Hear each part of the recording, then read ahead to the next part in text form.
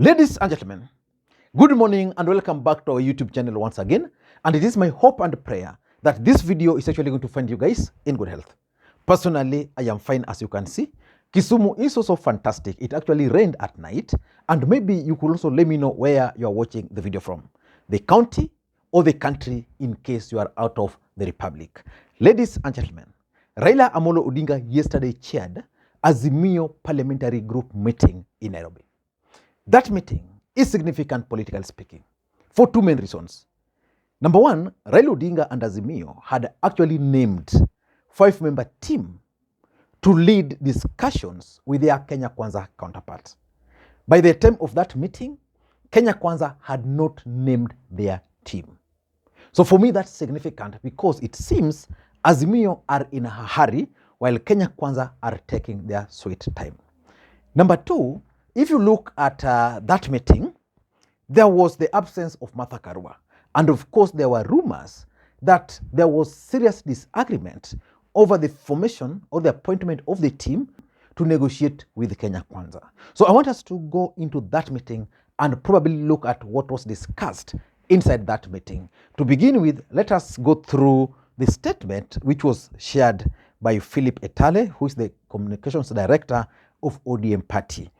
Etale is saying, AZIMIO Parliamentary Group meeting, it says, the AZIMIO leadership today held a consultative meeting with members of the coalition's parliamentary group where they affirmed the coalition's commitment to dialogue between AZIMIO La Umoja One Kenya Coalition Party and Kenya Kwanza Coalition.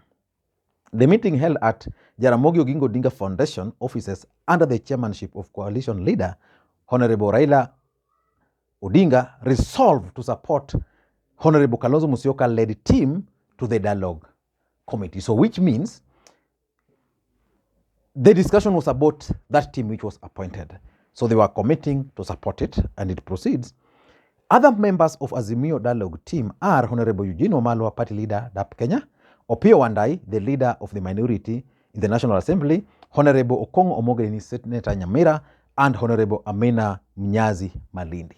Other leaders present, and I want you to pay very close attention here, other leaders present at the meeting included Honorable Kalonzo, Honorable Mwangi wa Iria, Honorable Eugene Wamalwa, Honorable George Wajakoya, Honorable Peter Munya, Honorable Jeremiah Kioni, and the former governor of Laikipia, Honorable Deritu Murithi.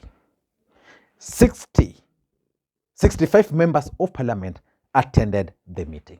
So it means over 60 members of parliament actually attended this meeting. So it shows you that this meeting was significant. But for me, I'm interested in the politics surrounding this particular meeting. And that's why I want to ask you to spare a few minutes so that I can explain to you guys the objective of this particular meeting. Before we do that, for those who are watching this channel for the first time, please take a second or two, click that subscribe button so that next time we produce a video like this, YouTube will automatically notify you. And to the subscribers, I want to continue thanking you guys for your continued support, because without that support, this channel cannot be where it is. Ladies and gentlemen, allow me to introduce you guys once again to Smart Data Analytics. Hi everyone, my name is Michael Mogoi Nyabuto. I recently graduated from Smart Data Analytics. This is a course that took us 3 months between March and June, and I was lucky enough to recently get a job, and I want to thank Jackton for the opportunity that he gave me and our instructors for all the work that they put in. I learned about this opportunity through social media. I came across a video. Ladies and gentlemen, let us get back to the main issue. The meeting which Raila Odinga chaired yesterday at Jaramogi Oginga Odinga Foundation. Why do you think Raila Odinga and AZIMIO held that meeting? And why is it that Kenya Kwanza are yet to show signs that they are interested in these particular talks? Maybe we'll look into that in future. But for now, let us focus on why Raila Odinga chaired this meeting. Number one was to avert any possible fallout as a result of this particular handshake. The truth of the matter is that Raila Odinga learned his lessons during the handshake with Uhuru Muigai Kenyatta. You know, when Raila Odinga entered into that handshake with Uhuru Kenyatta, he left behind Kalonzo Musyoka, he left out Musalia Mudavadi. Raila Odinga left out other NASA co-principals, Moses Wetangula. He went alone as Raila Amolo Odinga. That created a lot of friction in NASA. Actually, the collapse of NASA or the fallout in NASA is actually attributed to the fact that Raila Odinga went into that handshake minus his core principles. So I tend to think that Raila Odinga is trying so hard to avoid a repeat of a similar situation. Remember, the news around is that when Raila Odinga named the 5-member team, there was kind of disagreement. And that can explain why Martha Karua did not attend this meeting. Because, for example, I've always told you that in politics, nothing just happens out of mere coincidence. No explanation was given whatsoever why Martha Karua was missing. So that's number one. Number two, this meeting was called to discuss serious concerns which were being raised by ODM as a political party within the AZIMIO coalition. The truth of the matter is that ODM feels that they are carrying the AZIMIO coalition on their back. That when it comes to demonstrations, majority of people who goes out there, ODM. But when it comes to sharing of this power, it's about the coalition. And that majority of other coalition parties are not doing much to advance the agenda of ODM. In fact, let me just play for you this clip by Robert Alai, who captured the feeling of ODM party in AZIMIO. Involving the other leaders? I don't think it's a problem with AZIMIO. I think the problem is we are pulling too much weight, especially as in ODM. Mm-hmm. We are doing a lot of work for some members of AZIMIO who are doing nothing. Mm-hmm. You know, I don't think that it's fair for Honorable Martha Karua and her team to start making crazy demands. Mm-hmm. When even her polling stream in our own village, she couldn't deliver 700 votes. Mm-hmm. You know, even if my whole village, leave alone my ethnicity, didn't want Fred Ndimuli, and I said I'm going to help Fred Ndimuli be the MCA of Onjiko Ahero ward, Onjiko Awasi ward in Nyando, I will deliver 700 votes. Mm-hmm. The president of the country, the most powerful person, could not deliver his own stream. Mm-hmm. But when we went for Mandawana, the first one, it was all about Oro. Farm raised, some few trees here destroyed, sheep which you can't account for. Second one, Chama inaenda. My party is being taken over. It was all about him. So you feel ODM is carrying all the weight for AZIMIO? We are carrying the weight for not only AZIMIO. I think we are doing the work for President Uhuru. President Uhuru has a problem with President Ruto. They need to solve their problems. Mm-hmm. As in ODM, we need to be so military focused on what is for 2027. Mm-hmm. What are we going to do about party recruitment of members? Because I believe that if we leave things as they are now, in another 3 months, UDA will have more members than ODM in most of the ODM strongholds. So now I get you. If I get you.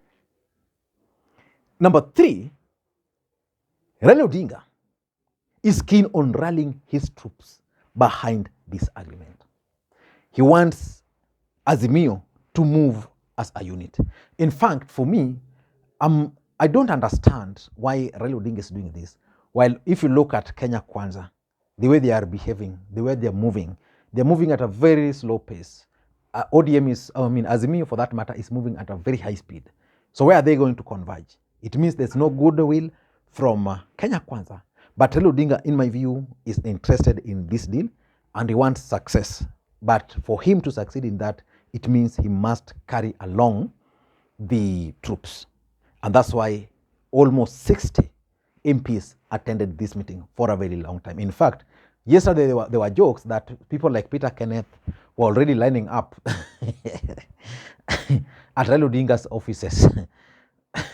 So that's number three. Number four, in my view, AZIMIO, in my view, also met to discuss the strategy for the talks. And one of the strategies is how can they thwart any attempt by Kenya Kwanza to frustrate the talks? Because they've already called the Mandamano off. That was the only language Kenya Kwanza was understanding. Kenya Kwanza is likely to give them their names maybe before the end of the week, let's say today or tomorrow. they are going to name their members there. Of course, they are also still pulling different direction because Rigathi here, you know, those competing interests in Kenya Kwanza. But Azimio were discussing their strategy for this talk. How are they going to emerge victorious? How are they going to navigate any issues which is going to arise? And number 5, in my view, it's also about providing the details. You know, the meeting was between Ruto and Raila. And according to the information, there were other 6 individuals who were involved from the background. So Raila Odinga needed to explain, provide details to his troops. Otherwise, without doing that, rebellion. So he had to explain to them that this is it. This is what we want.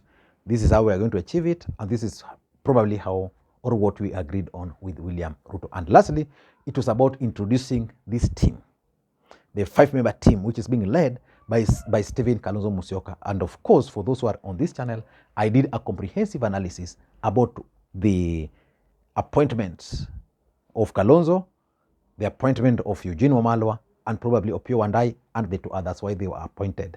That video is still there. I'm going to share the link. And ladies and gentlemen, that's my take. May you have a good day. Look, ikwaje leo.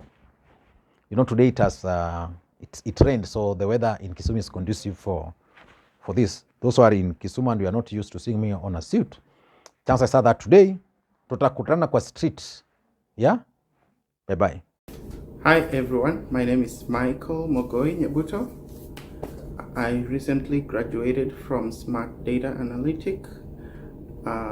This is a course that took us 3 months between March and June, and I was lucky enough to recently get a job, and I want to thank Jackton for the opportunity that he gave me and our instructors for all the work that they put in.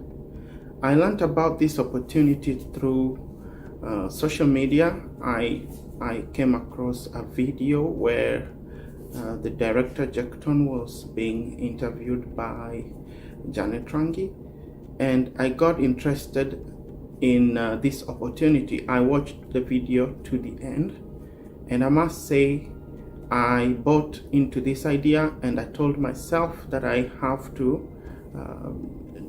take up this training course.